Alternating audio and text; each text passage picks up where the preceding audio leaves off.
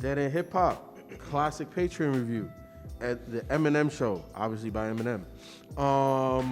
Beezy, who the Eminem show beat out? Only 3 albums this month for the Patreon Classic View. And shout out to everyone that nominated the albums and all the votes that came in. 687 total votes.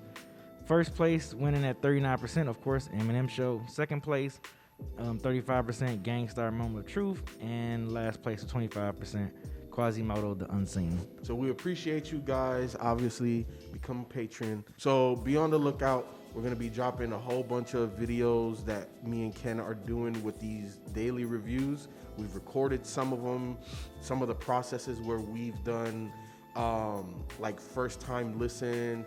We'll listen to the track, play the track for you guys, give you our opinion on that track, and go to the next one. So we got a whole bunch of dope content coming your way. Exclusively for you patrons, so we appreciate you guys. Like we said, changes coming.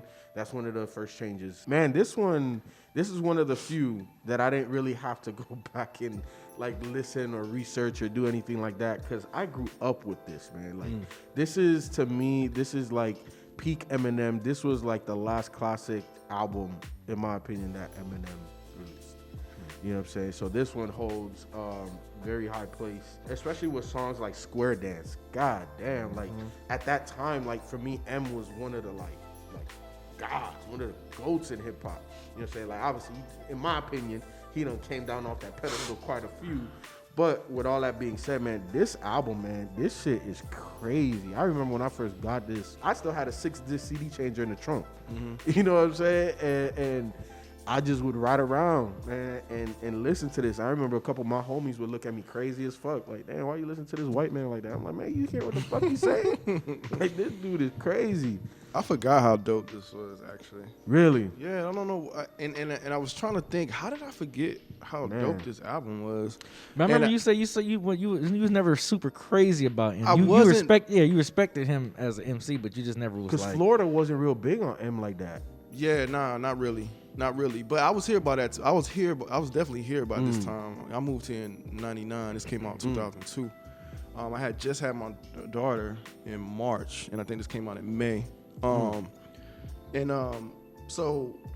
I don't know if because of that, this got blurry. Just had a child or whatever. Yeah. But yeah, I listened back to it today actually, before I came in, and I was just kind of giving them like a refresher or whatever, and I was just like, yo, like, where's this guy at?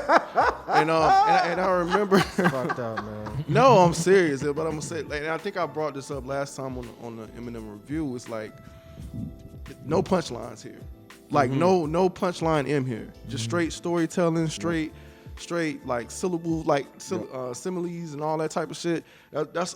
That's all you got on this album. Like literally, I was listening to this thing like, man, it ain't no punchlines here. He was not concerned about punchlines. Yeah.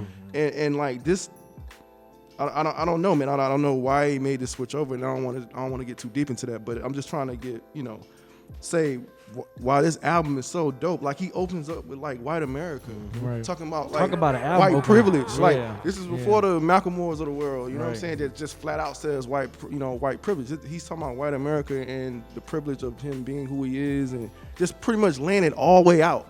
This could have eliminated like half of his fan base, but he was just like, fuck it. You know what I'm saying? And I don't know, man. Just bold moves like that on this album. Because at this point, he's like stardom. Like he's like a star. He was probably the biggest hip hop star in hip hop at that moment, at this moment in time. Yeah, you got to think he was on a crazy run at this point. 100%. You know what I'm saying? From the Slim Shady to Marshall Mathers LP, and then this, and then 8 Mile. Like, so he was discovering 50 Cent. Like, he was just like on the run at that point. So he was, dressing the Bush administration, talking about the bullshit that was happening in that administration. So yeah, man, it was just so deeper, and at the same time, he still was like playful, like with the Without Me. How dope is that song? Like how beautifully constructed is that song? And how he was rapping on there. Yeah, it's like bro, like that's creative. Like as how you fuck. rap over that type of beat. Like, bro, you know what I'm saying? Bro, it's creative as fuck. Yeah, it's creative as fuck, and I think that's why like people like us get frustrated when we hear the new M, because it's like this is the M we remember and came to love. Like I can say that. Like